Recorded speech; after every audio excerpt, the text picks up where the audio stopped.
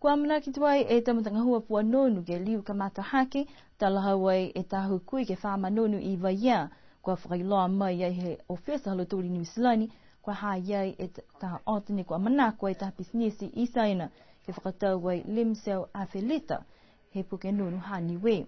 Mai longa foki ke mga hunei kua whama nonu I vaia, kua nā kei hokosia tamata numela nonu, kua mana kua kiai.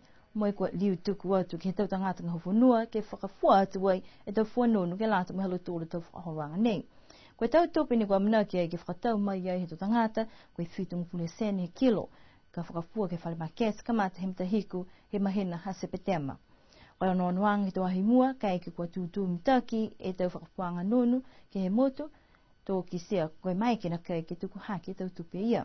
Ka kua lahi ni aminakianga ke mai ke whakamuori ai e tau mata numela nonu ne kua manako e tau makesi ki ai.